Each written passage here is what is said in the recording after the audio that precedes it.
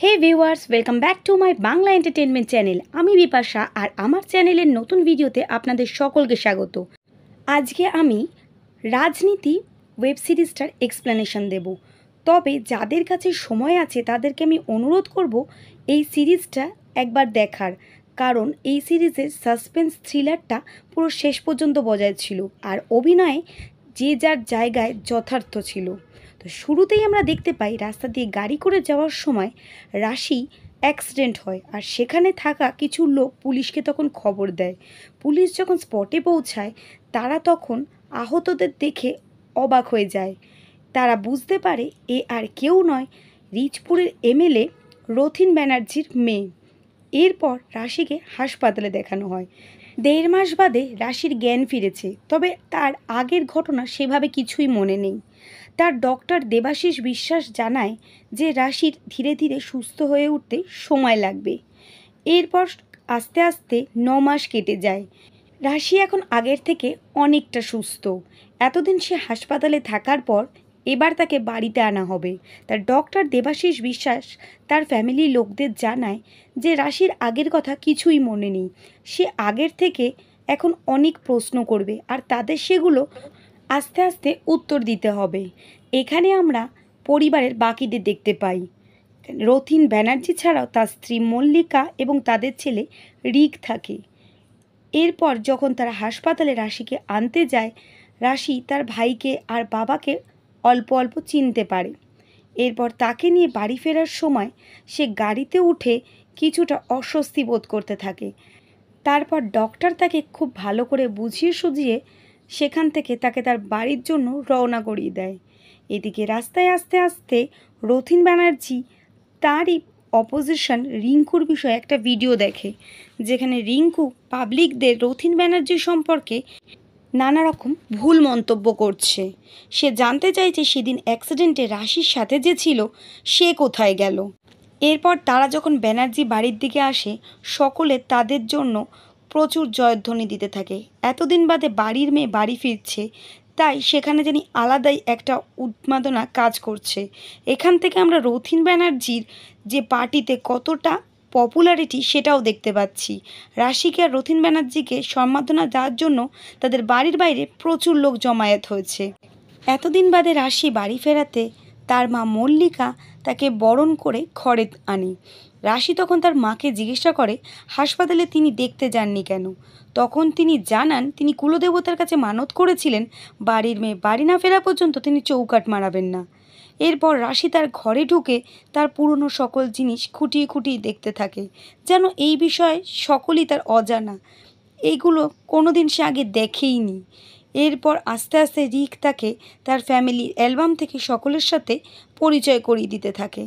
এইদিকে রথিন ব্যানার্জি রাজেশ্বরের সাথে তাদের পরবর্তী ইলেকশনে ক্যান্ডিডেট হিসেবে কাকে দাঁড় করাবেন সেই আলোচনা করতে থাকলে রাজেশ্বর জানায় মল্লিকাই এর জন্য আইডিয়াল, কিন্তু রথিন ব্যানার্জি সে জানায় তিনি মল্লিকাকে নয় রাশিকেই তার ভবিষ্যৎ ক্যান্ডিডেট হিসেবে ভেবে রেখেছিলেন। মল্লিকাকে তিনি পার্টিতে কিছুতেই নামাতে চান না। তার রাশিকে নিয়েই এই পার্টিকে ঘিরে অনেক স্বপ্ন। এরপর রাশি একদিন তার বারান্দায় দাঁড়িয়ে থাকাকালীন নিচে গ্রাস কাটার কাজ দেখতে থাকলে তার আবার সেই গাড়ির অ্যাক্সিডেন্টের কথা মনে পড়তে থাকে। এর মধ্যে সৌনক আর তার পরিবার রাশিকে দেখতে তাদের বাড়ি আসে। সৌনকের সাথেই রাশির বিয়ের কথা ছিল। অন্য কারোকে না চিনতে পারলেও রাশি সৌনককে চিনতে পেরেছে দেখে রাশির বাবা মা খুবই খুশি হয়, কিন্তু রাশি সৌনককে রাহুল বলে চিনতে পারে। এখানে পরিস্থিতি খুবই সেন্সিটিভ হয়ে যায়। তখন রথিন ব্যানার্জি তার ডক্টর দেবাশিসকে ফোন করে রাহুলকে সেটা জানতে চায়। তখন তারা জানতে পারে রাহুল আর কেউ নয়, একজন হসপিটালের স্টাফ ছিল যে এতদিন রাশির চিকিৎসা করেছে। এরপর সৌনক আবার রাশির সাথে দেখা করে আর পুরো পরিস্থিতিটা নর্মাল করে নেয়। এরপর রাশি জানতে চায় তার যদি সৌনকের সাথে কথা বলতে ইচ্ছা করে তখন সে কী করবে। এই কথা শুনে সৌনক রাশির জন্য একটা ফোন কিনতে যায়।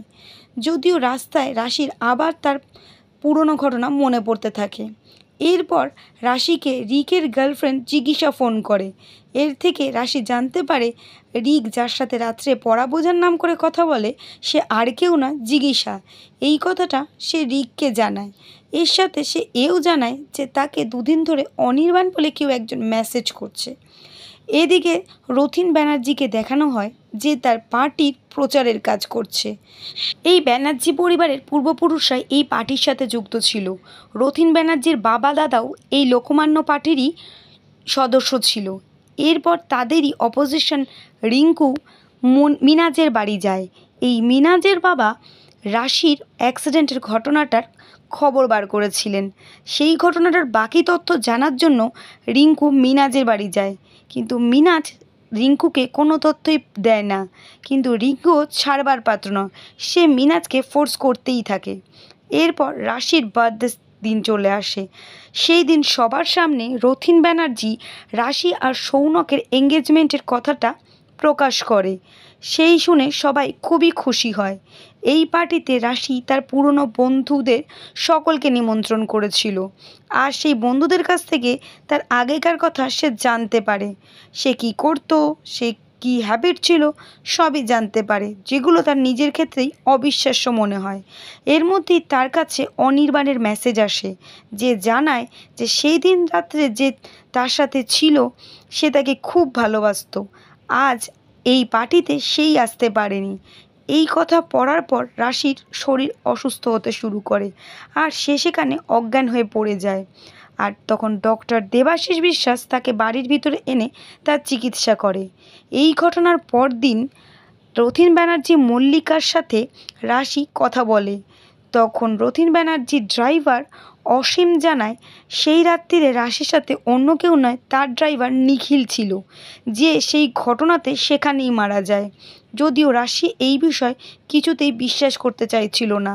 তার থেকেও বড় কথা, তার সাথে যে গাড়িতে অন্য কেউ ছিল এই কথাটা তাকে কেন এতদিন কেউ বলেনি, সেই নিয়ে সবথেকে বেশি তার চিন্তা হচ্ছিল। এর মধ্যে সৌনক আসে, আর সৌনক রাশিকে নিয়ে ডক্টরের অ্যাপয়েন্টমেন্ট নেওয়ার জন্য যেতে থাকে। তখন পথে রাশি তার ফোনটা খুঁজে পায় না। রাশি ফোনটা নিয়ে এত ওয়ারিড দেখে সৌনক তাকে সবটা বিষয় জানতে চায়। তখন রাশি সৌনককে জিজ্ঞাসা করে যে সে সৌনককে বিশ্বাস করতে পারে কি না। এই কথার উত্তর শুনে সৌনকের কাছে রাশি অনির্বাণের বিষয় বলে। এদিকে মিনাজকে রাজেশ্বরের লোকজন ধরে নিয়ে আসে, এবং রাজেশ্বর মিনাজকে জানতে চায় রিঙ্কু মণ্ডল তার বাড়িতে কেন গেছিল। মিনাজ জানায় যে রাশির অ্যাক্সিডেন্টের বিষয় জানার জন্য রিঙ্কু মণ্ডল তার বাড়িতে গেছিল। তখন রাজেশ্বর জানায় সে যেন রিঙ্কু মণ্ডলকে কিছুই না জানায়। আর মিনাজ যেমন চাইছে রাজেশ্বরও ঠিক তাই চাইছে রথিন ব্যানার্জির ক্ষতি করতে, তাই মিনাজ যেন রাজেশ্বর ব্যানার্জির কথা মতো কাজ করে। এদিকে ডক্টরের কাছে আসাতে ডক্টর সৌনককে জানায় রাশি আগের থেকে অনেক তাড়াতাড়ি ইমপ্রুভ করছে, তার স্মৃতিশক্তি খুব শিগগিরই সবটাই ফিরে আসবে। রথিন ব্যানার্জি রাশির পাস্ট ফিরে আসার ঘটনাকে নিয়ে খুবই চিন্তিত। সে কোথা থেকে তার পাস্ট সম্পর্কে জানতে পারছে সেটা জিজ্ঞাসাবাদ করার জন্য সে ডক্টর দেবাশিস বিশ্বাসকে তার কাছে ডেকে আনে, এবং অনেক নরম গরমে তার কাছে জানতে চায় যে কিভাবে রাশি তার পাস্ট সম্পর্কে জানতে পারছে। তখন দেবাশিস বিশ্বাস জানায় সে কিছুই জানাচ্ছে না, রাশির কাছে এখন ফোন রয়েছে, তার পুরনো বন্ধুদের সাথে তার যোগাযোগ হয়েছে, হতেই পারে তারা কেউ রাশিকে তার কথাগুলো জানাচ্ছে। এর মধ্যে রিঙ্কু মণ্ডল গাড়ি করে কোথাও যাওয়ার পথে পুলিশে তার গাড়ি আটকায়, আর তার গাড়ি থেকে নিষিদ্ধ মাদক উদ্ধার হয়। এই অপরাধে রিঙ্কু মণ্ডলকে পুলিশ গ্রেপ্তার করে।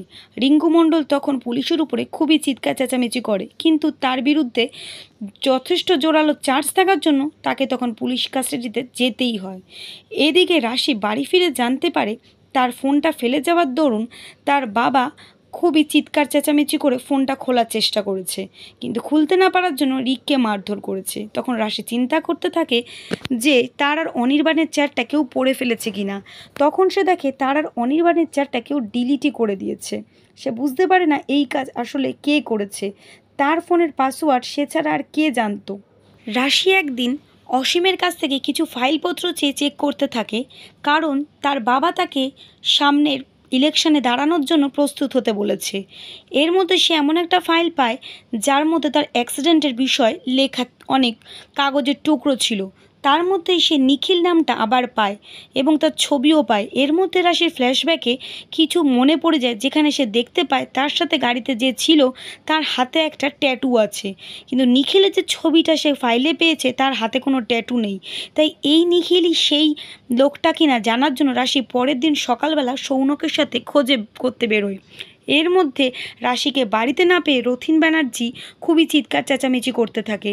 সে মল্লিকাকে তার ঘর থেকে টেনে এনে জানায় মল্লিকা যে খেলাটা খেলছে তার জন্য তাকে অনেক বেশি খেসারত পোহাতে হবে। এর থেকে বোঝা যায় রথিন ব্যানার্জি মল্লিকাকে যথেষ্ট সন্দেহ করে।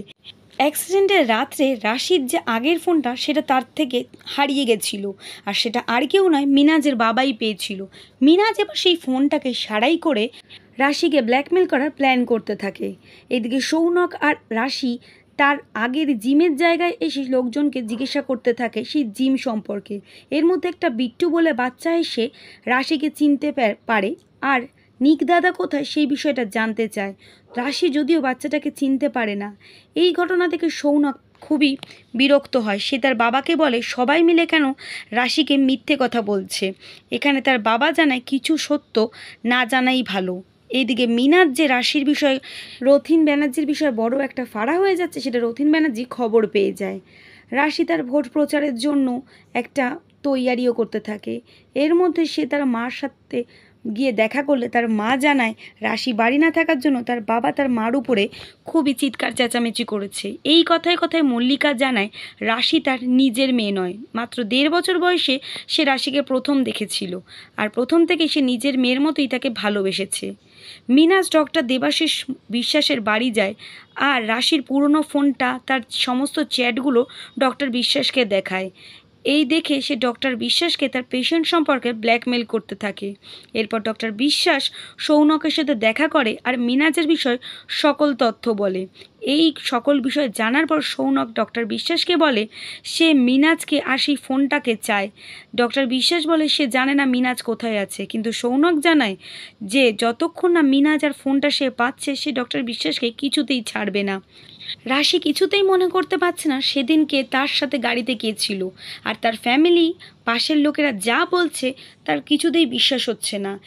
রিক তখন হস্টেলে থাকার জন্য সেও সবটা বিষয় সত্যিই জানে না। তাই রাশি আর রিক মিলে সমস্ত বিষয় খুঁটিয়ে দেখার চেষ্টা করছে যদি তাতে রাশির কিছু মনে পড়ে।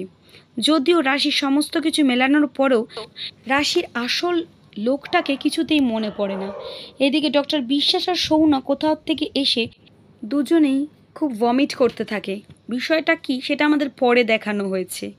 এরপর সৌনক রাশিকে গিয়ে তার পুরনো মোবাইল ফোনটা তাকে ফিরিয়ে দেয়, আর সে জানায় যে এই ফোনটা পাওয়ার জন্য তাকে এমন কিছু কাজ করতে হয়েছে যেটাতে সে করতে চায়নি। এই ফোনটা পাওয়ার পর রাশির আস্তে আস্তে পুরনো সব কথা মনে পড়ে যায়। তার মনে পড়ে যায় নিখিলের কথা, অর্থাৎ যে তার পুরনো জিম ইনস্ট্রাক্টর, যার সাথে তার ভালোবাসা ছিল। একদিন নিখিলের সাথে সে গাড়ি করে আসার সময় তার অ্যাক্সিডেন্টটা হয়েছিল। যদিও তার সাথে তার গাড়ি ছিল, ড্রাইভার ছিল, কিন্তু মল্লিকার সেই গাড়িটা দরকার হওয়ার জন্য সে সেই গাড়িটা ছেড়ে দিয়েছিল, আর পথে তাদের এই অ্যাক্সিডেন্টটা হয়েছিল। সেই ঘটনা মনে করার পর রাশি পুরো বুঝতে পারে এটা দুর্ঘটনা নয়, এই ঘটনাটা তার বাবাই করেছিল নিখিলকে তার জীবন থেকে সরিয়ে ফেলার জন্য। এরপর রাশিকে নিয়ে রথিন ব্যানার্জি একটা মঞ্চে যখন যায় তখন রাশি তার বাবাকে নিখিলের বিষয়ে সমস্ত সত্য কথা জানতে চায়। এখানে রাশির বাবা রথিন ব্যানার্জি মেন্টালি খুবই ভেঙে পড়েন, আর তিনি জানান তিনি যা করেছেন সেটা শুধুমাত্র রাশিকে ভালো রাখার জন্য, রাশির ভবিষ্যৎ চিন্তা করে। কিন্তু রাশি তার বাবার কথা কিছুতেই বিশ্বাস করতে পারে না। সে সমানে তার বাবাকে বলেই যায় যে তার বাবা এইগুলো করেছে কারণ নিখিল মুসলিম ছিল আর তাদের দুজনের ক্লাস আলাদা ছিল, তাই জন্য। এই কথার পর রথিন ব্যানার্জি আস্তে আস্তে অসুস্থ হতে শুরু করে। আর এদিকে রাশি এগুলো কিছু বুঝতে না পেরে যখন ভাষণ দিতে স্টেজে ওঠে তখন হঠাৎ করে রথিন ব্যানার্জি অসুস্থ স্টেজের মধ্যেই পড়ে যায়, আর সেখানেই তার হার্ট অ্যাটাক করে মৃত্যু হয়। রথিন ব্যানার্জি মারা যাবার পর রাশির কাছে পুরনো জট আরও খুলে যায়। সে সৌনককে খুব ভালো বন্ধু হিসাবে এতদিনে বিশ্বাস করতে শিখে গেছে, আর সে সৌনককে জানায় যে সৌনককে সে বিয়ে করতে নয়, শুধুমাত্র বন্ধু হিসাবেই ভাবতে চায়। সৌনকও তার কথা মেনে নেয়। সে ধীরে ধীরে আরও বুঝতে পারে অনির্বাণ আর কেউ নয়, মল্লিকা। মল্লিকাই এতদিন ধরে অনির্বাণ হয়ে তাকে সমস্ত বিষয় মেসেজ করতো। আর ডক্টর বিশ্বাস মল্লিকারই লোক। মল্লিকার সাথে তার অনেক পুরনো দিনের সম্বন্ধ। মল্লিকা আর ডক্টর বিশ্বাস মিলে স্টেরয়েড দিয়ে রথিন ব্যানার্জিকে তাড়াতাড়ি অসুস্থ করে এই হার্ট অ্যাটাকটা ঘটিয়েছে। এরপর রথিন ব্যানার্জি পথের থেকে সরে যাওয়াতে এখন মল্লিকাই চাইছে পার্টির মুখপাত্র হতে, যদিও রিক তার মায়ের বিষয় এগুলো কিছুই জানে না। এরপর রাশি এও বুঝতে পারে সেই দিন যে অ্যাক্সিডেন্টটা হয়েছিল সেটাতে যে রাশি থাকবে সেটা রথিন ব্যানার্জি জানতো না। আর মল্লিকা ইচ্ছে করেই সেদিন তার গাড়ি আর ড্রাইভারটা নিয়ে নিয়েছিল যাতে রাশি বাধ্য হয়ে নিখিলের গাড়িতে থাকে আর অ্যাক্সিডেন্টে তার প্রধান প্রতিদ্বন্দ্বী রাশিও জানি মারা যায়, কিন্তু সেটা হয় না, রাশি বেঁচে ফিরে আসে। এরপর রাজেশ্বরের সাহায্য নিয়ে মল্লিকা পার্টিতে এন্ট্রি করে।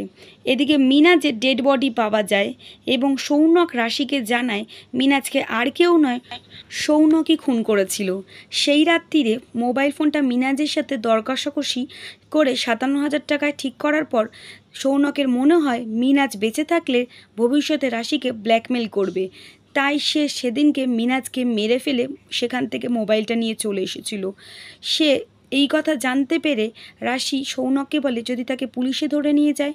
তখন সৌনক জানায় যে তার পুলিশে ধরে নিয়ে গেলে তার বাবা যে পার্টিকে ফান্ডটা ডোনেশন দেয় সেটা বন্ধ হয়ে যাবে, যেটা মল্লিকা কিছুতেই হতে দেবে না। তাই তার এই মুহূর্তে গ্রেপ্তার হওয়ার কোনো চান্স নেই। আর তার সাথে সে রাশিকে এটাও জানায় রাশি যেন তার নিজের লড়াই, নিজের মাটি কখনোই ছেড়ে না দেয়, কারণ রথিন ব্যানার্জি রাশিকেই এই পার্টির উত্তরাধিকার হিসাবে ভেবেছিল। এই কথাগুলো শোনার পর রাশি ঠিক করে সেও এইবার পুরোপুরি রাজনীতিতে অংশগ্রহণ করবে।